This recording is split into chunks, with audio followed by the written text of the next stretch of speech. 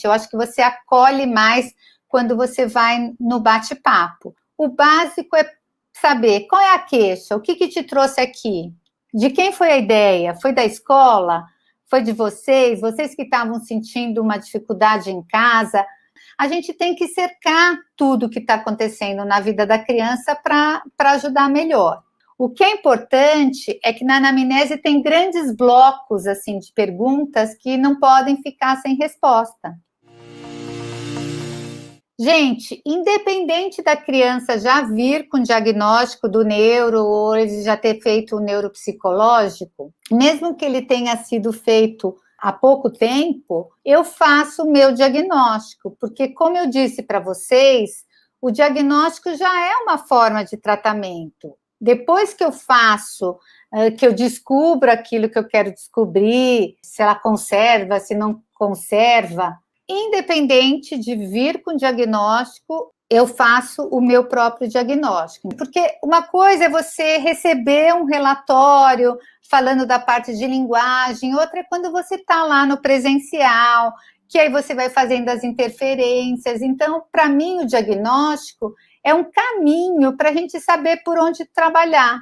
Então, eu gosto de ter a minha própria impressão da situação.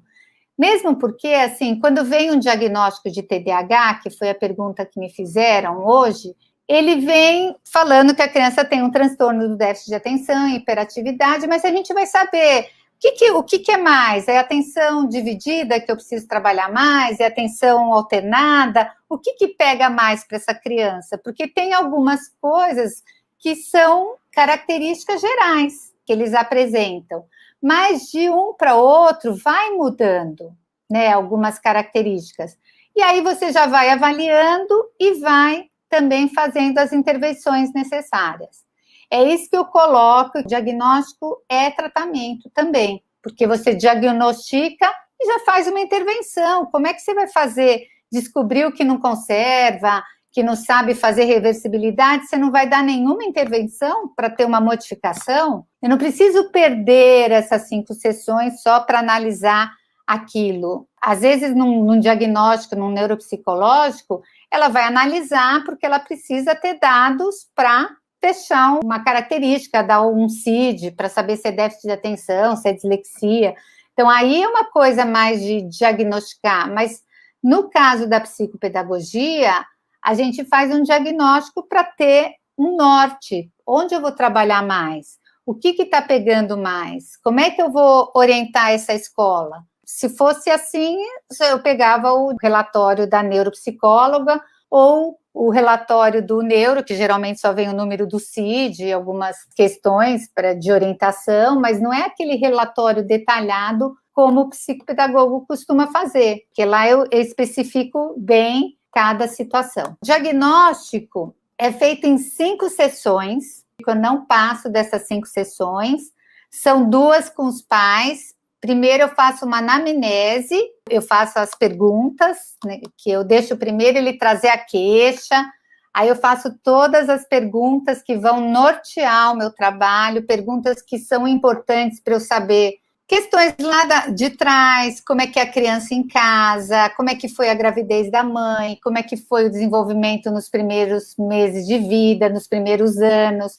como é a adaptação na escola, como que é o social dessa criança. Então, tudo isso são informações muito importantes e que eu faço esse contato com a escola também. Geralmente, como eu já estou há 29 anos no mesmo lugar, eu trabalho no Real Parque, em São Paulo, tem muitas escolas no entorno que já conhecem o meu trabalho, então muitas vezes eles vêm indicados ou pelo neuro ou pela própria escola. Então eu já pego também dados, tanto do neuro como da escola, né? Porque a criança às vezes vem assim.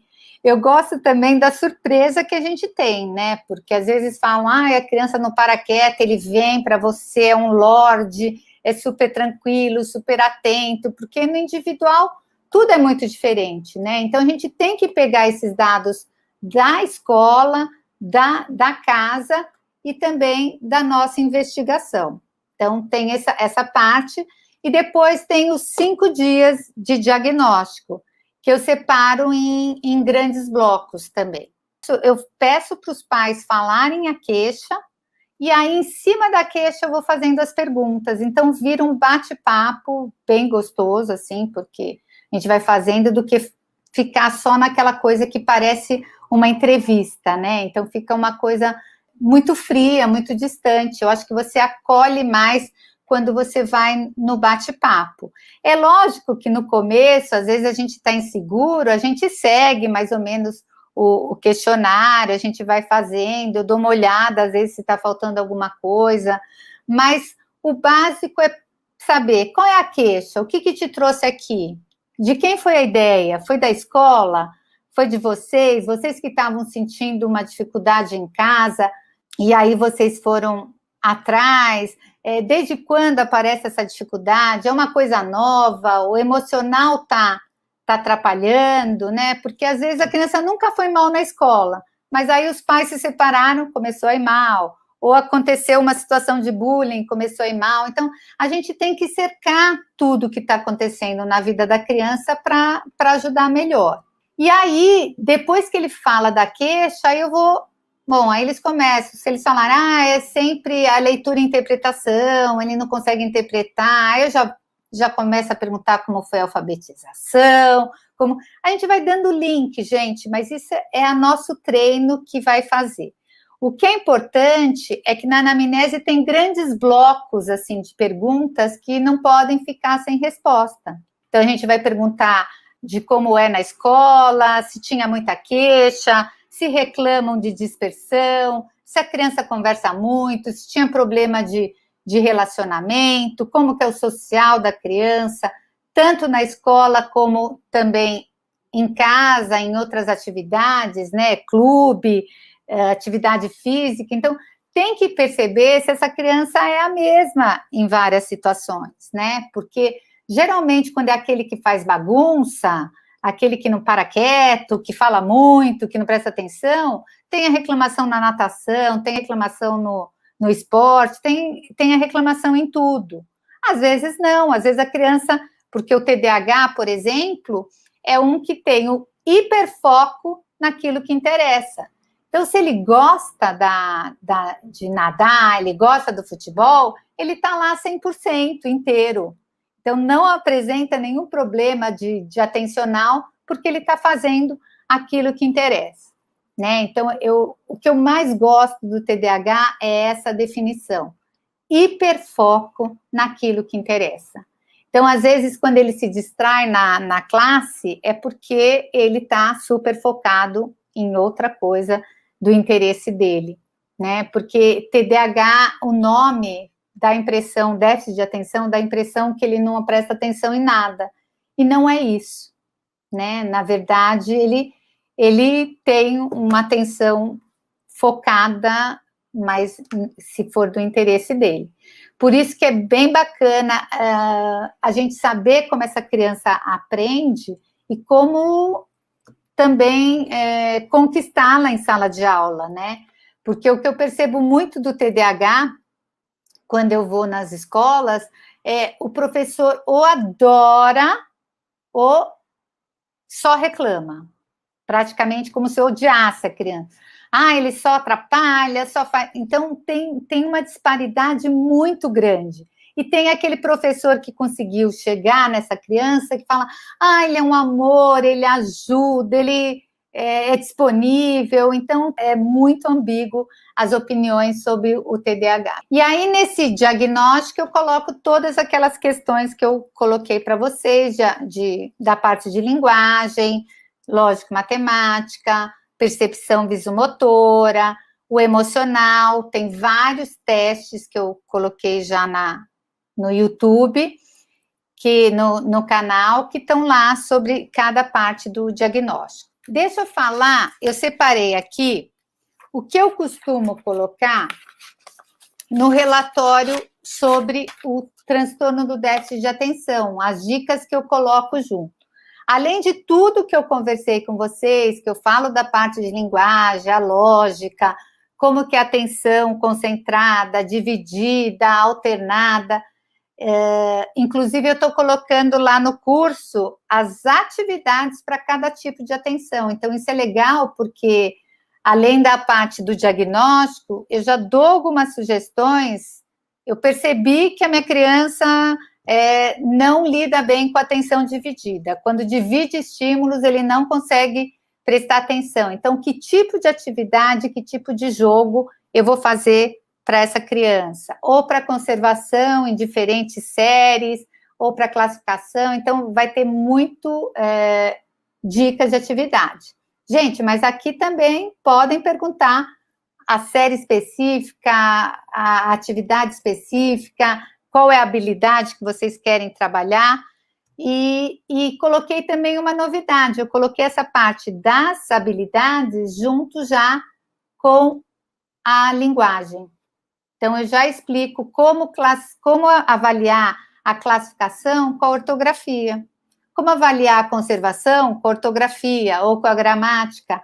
Então, o legal, gente, é isso, a gente vai saber os 8 tipos de habilidades, né, que a gente tem que trabalhar e que tipo de atividade eu vou fazer, porque às vezes a pessoa fica só classificando com as provas operatórias ou com a parte mais matemática, e não percebe que eu posso classificar com letras também, com palavras, com ortografia. Então, tem muitas atividades que a gente pode fazer já trabalhando a habilidade e, de quebra, ele já aprende ortografia, gramática, já descobre regras. Então, é incrível quando a gente entende o que é cada habilidade que eu tenho que avaliar, ou que a criança tem que ter, né, ou o paciente, adolescente também. Tem uns blocos importantes que eles precisam saber e que a gente vai ter que trabalhar. Como vai trabalhar? A gente pode trabalhar de N maneiras. A gente já pode juntar essa parte do trabalho das habilidades com o conteúdo programático. E aí fica incrível, porque eles aprendem muito mais rápido, né? Então, a gente está trabalhando a habilidade para aprender e, de quebra, ele ainda aprende as regras gramaticais ou ortográficas. Então, ele já começa a ir bem muito mais rápido. Por isso que eu falo que, quando a gente utiliza certinho o método, a gente economiza muito tempo. Ele aprende 3 vezes mais rápido, porque eu já coloco tudo junto. Essa parte de habilidades, aprender, ensinar a aprender, e a parte da gramática, da ortografia ou da tabuada, dá para classificar, conservar, comparar, fazer inclusão com tudo, com gramática, ortografia. Vocês vão ver como é incrível quando a gente começa a fazer esses links, tá bom? Então, olha só, uma das coisas principais que eu coloco, mas eu coloco em todos, que é escolher a localização da classe. Então, não colocar a criança muito na frente, ela pode ficar na frente, mas encostada nas laterais, por conta que eu já expliquei para quem já me segue, da atenção dividida. O TDAH, ele tem atenção dividida mais trabalhada. Então, se eu dividir essa atenção, ele presta mais atenção no que o professor está falando do que se eu colocar a criança, o ser, bem na minha frente, assim, olhando, porque qualquer lápis que cair no fundo da classe, ele vai virar e olhar. E a alternada deles não funciona tão bem. Então, se ele parar, olhar lá e voltar, ele já perdeu o que o professor falou. Mas se ele está numa posição de 180 graus, ele consegue olhar a classe, ele vai prestar mais atenção no que está se passando e não vai se perder tanto. Ou, às vezes, eles dividem a atenção, é aquele aluno que está mexendo na mochila, está mexendo no tênis, está não sei o quê, a professora pergunta, ele responde o que ela está falando, porque ele tem essa capacidade de dividir a atenção. E as mães falam muito disso, às vezes, ele está lá fazendo lição, mas está prestando atenção na conversa da gente, ou no que está acontecendo na rua, e é assim mesmo, né? A única coisa, quando eu falo das laterais da classe, perceber se não tem muito estímulo fora da janela, né? Se às vezes é na janela, ele vai ficar olhando para fora também, aí vai ser a coisa da atenção alternada, não vai funcionar bem. Então, eu sempre peço para colocar nas laterais e evitar a primeira carteira. Eu deixo assim na segunda, na terceira, é um bom lugar que eles funcionam muito bem, tá? Mais próximo do professor, geralmente é onde a mesa do professor tá situada. Fazer contato visual físico é importantíssimo, gente. A pior coisa para criança com TDAH é ele tá lá viajando, né, brisando, como eles falam, você grita o nome dele de longe. Fulano, presta atenção. Eles não voltam, assim, eles só assustam, mas se a gente chega do lado e coloca a mão no ombro, sabe aquela coisa de assentar? Eles descem, na hora, eles focam a atenção. É impressionante porque eles são extremamente sinestésicos, né? Então, essa coisa de falar olhando no olho também é muito importante para o TDAH. Então, eu coloco isso no relatório da escola também. O professor tentar fazer contato visual, falar olho no olho e também esse contato físico. Lógico que não pode ser nada invasivo, né? Pôr a mão na perna, mas um contato assim de, sabe? E aí? Ao invés de, sabe, gritar, olha, presta atenção. Mas colocar a mão é na hora, é muito engraçado, vocês vão perceber quem não fez ainda o teste quando fizer. Manter a carteira livre de estímulos distratores, assim, de coisas que distraia muito, né? Mas às vezes eu falo assim, gente, não liga se ele tá com uma coisinha fazendo assim, mas está prestando atenção. Ele está mexendo na borracha, mas ele presta mais atenção, porque às vezes precisa dessa divisão. No consultório, eu deixo sempre uma bolinha que é toda de borracha, que ela é toda de tipo uns fiozinhos assim espetados. Eles vão conversando comigo, vão apertando, eles prestam atenção em tudo que eu falo. Ou tem um negocinho que são uns palitinhos assim, e eles colocam, vai marcando, vai aparecendo a mão no negócio. Sabe, coisas que podem mexer, funciona para eles. É claro que na classe faz barulho, mas assim, falar para eles não se incomodarem tanto se a criança está mexendo na borracha, se está fazendo alguma coisa, que no final ele está dividindo e está prestando atenção.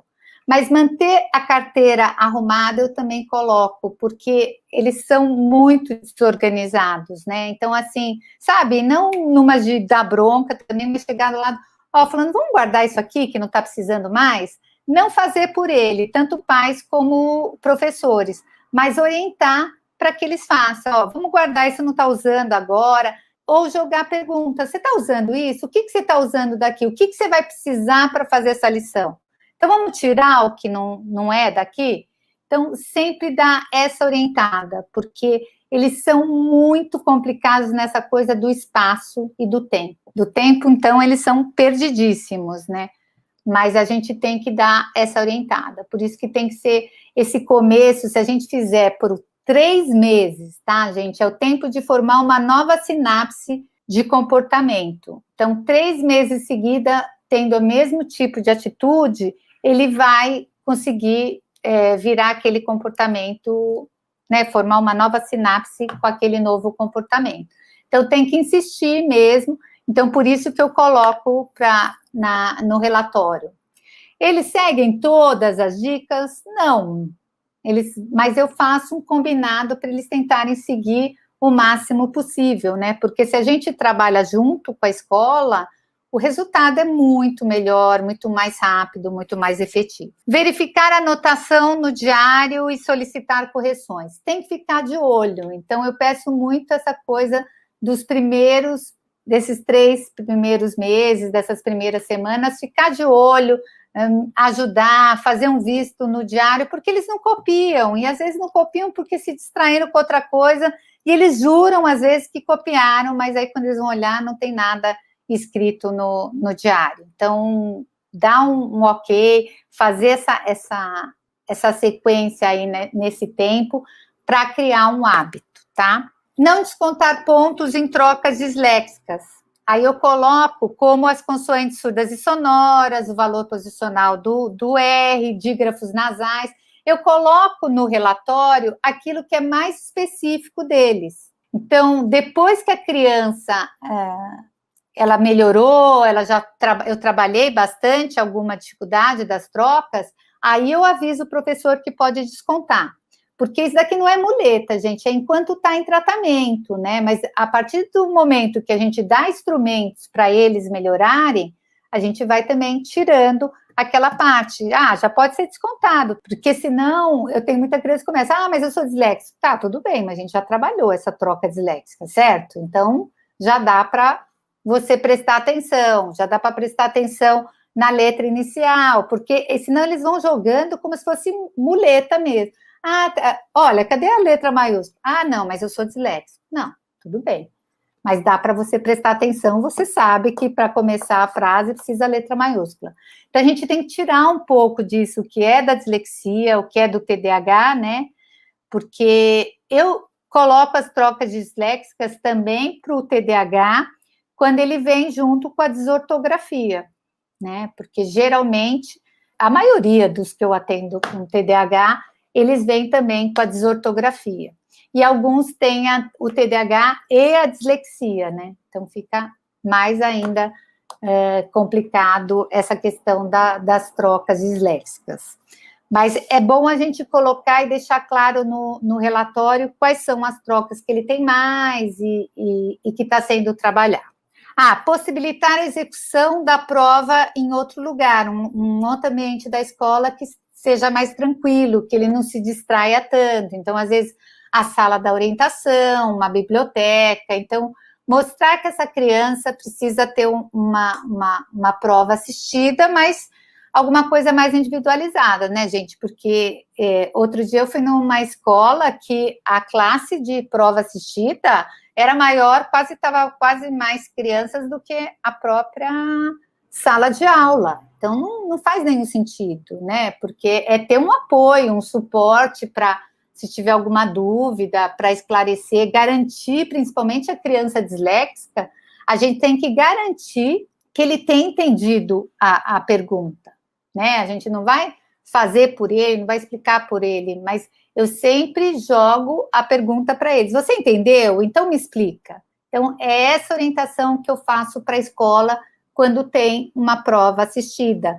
E aí eu vou mudando, porque assim, às vezes, esse que eu peguei aqui de exemplo para vocês, eu pedi para lerem todas as questões, para a criança ler o texto, depois ler a questão, garantir que ele tem entendido a questão, e agora já não está mais, eu já falo para não ler mais o texto, agora ele já lê, mas para ter uma pessoa de apoio, porque se ela precisar, se ela falar, eu não entendi essa questão, você vai garantir que ela tenha entendido, garantir que ela entenda a questão. Nunca dá a resposta, mas eu vou garantir que ela entenda. Então, é muito bacana quando a escola segue realmente o que você está pedindo. Eu já sugeri para algumas escolas de pegarem na semana de provas estagiário de pedagogia. É tão bacana, porque aí faz um treinamento e aí vai lá, já conta com uma hora de estágio, já faz um atendimento mais individualizado. Então, é bem bacana, dependendo da situação. Porque em algumas escolas eu vejo a criança fazer a prova assistida com um professor que não é da matéria. Como é que ele vai garantir que ele entenda a questão se nem o professor sabe o que está sendo pedido, né? Principalmente para os maiores. Aí complica bastante. Ler a prova em voz alta, certificando que ele compreendeu. Oferecer mais tempo, gente, é muito importante. Às vezes a criança não utiliza o tempo extra, mas ele, só de saber que ele tem um tempo a mais, já funciona. Então, é muito engraçado, eu vejo muito isso com eles. Às vezes eles ficam tão nervosos, porque eles têm essa coisa de dividir a atenção, de ficar ansioso, da impulsividade. Então, quando eles olham, eles sabem que eles têm um tempo a mais, eles quase não utilizam. É muito raro eles utilizarem esse tempo a mais, principalmente quando eles sabem que eles têm a possibilidade de ter, tá bom? Conservar a terminologia presente no livro adotado ou no registro feito em aula.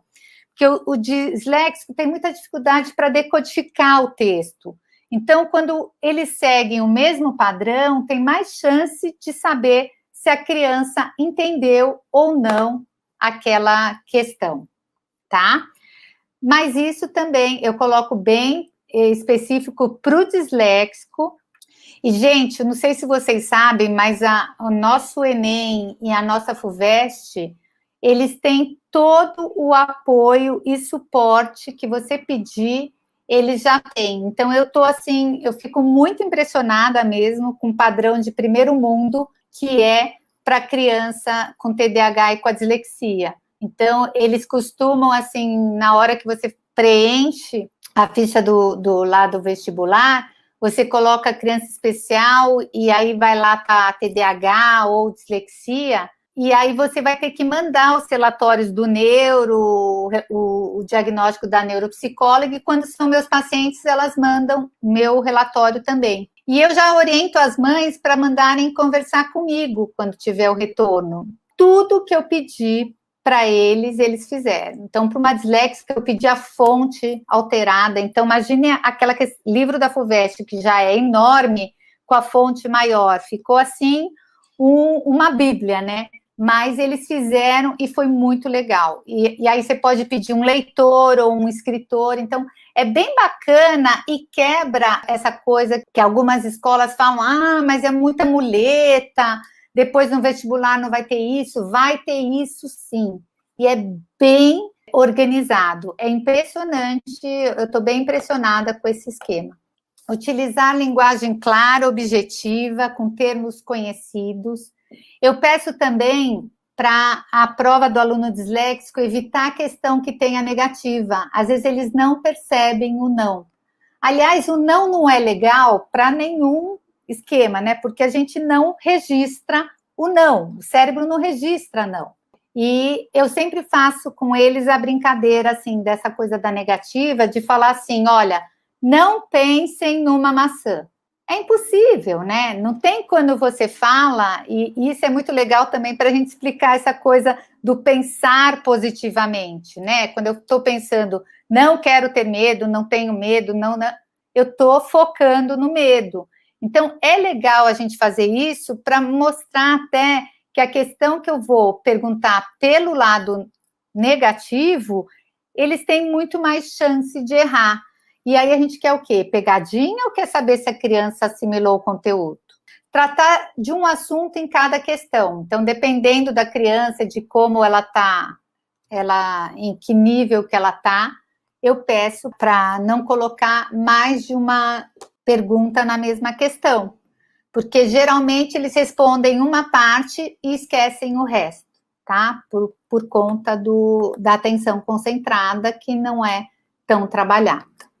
E aí, aos poucos, vai aumentando, né? Nos jogos de desafio que eu fiz que é baseado como se fosse um diagnóstico psicopedagógico, eu trabalho muito com essa questão de várias ordens ao mesmo tempo. Então, para a criança que não percebe isso, então tem um lá que eu chamo de super desafio. Eu dou 3 ordens, depois eu dou 4 ordens, depois eu dou 5 ordens, e eles têm que prestar atenção e depois executar as ordens. Então, isso é um ótimo treino para a gente fazer de uma maneira lúdica, né, numa brincadeira, mas trabalhar essa coisa de prestar atenção quando tem mais de 2 ordens numa mesma frase.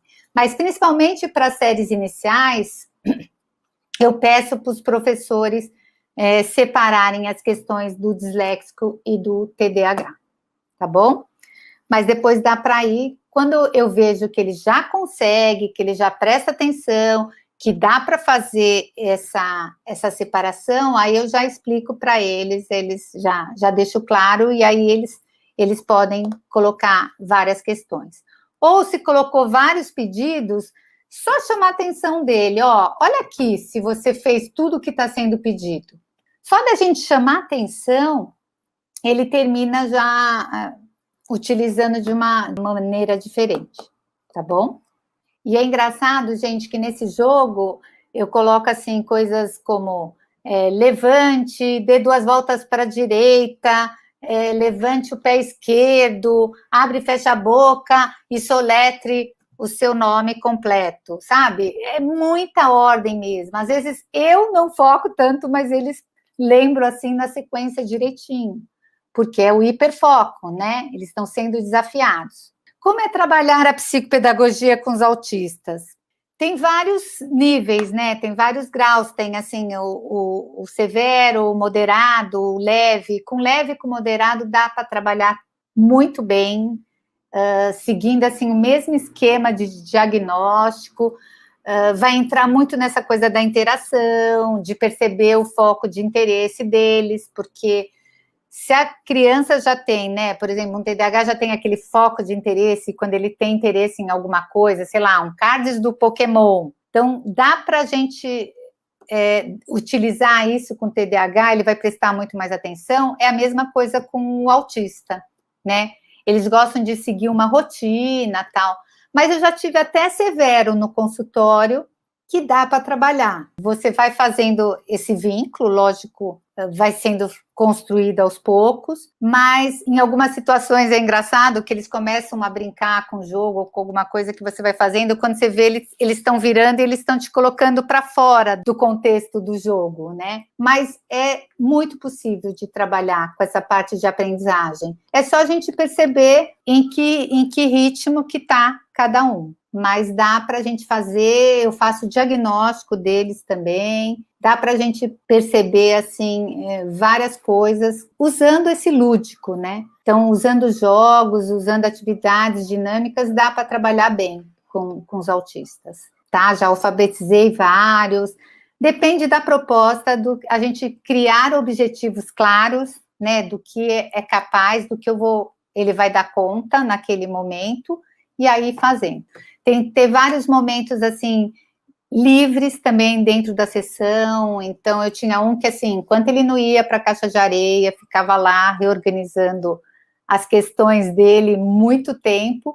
E é engraçado quando você vai vendo a evolução, né? Eu estava com uma autista o ano passado e ela adorava a caixa de areia também. E aí ela começava as histórias fazendo as histórias lá na caixa de areia sozinha, eu interagia, ela não respondia, ela fazia, mas é engraçado que eu comecei a perceber uma coisa que não estava ainda em casa nem na escola, ela não respondia a minha questão, mas depois ela dava um jeito de introduzir na história aquilo que eu tinha perguntado, então foi assim o primeiro momento, então são vários passos que a gente vai dando com ela, até o momento que a gente interagia, eu usava um personagem, ela usava outro, então é incrível quando a gente vai vendo, o contato visual começou a melhorar, né, então a gente vai vendo assim, a evolução é muito bacana, mas é perceber primeiro como é que essa criança aprende, quais são os interesses dela, mas é possível, a gente consegue ganhos,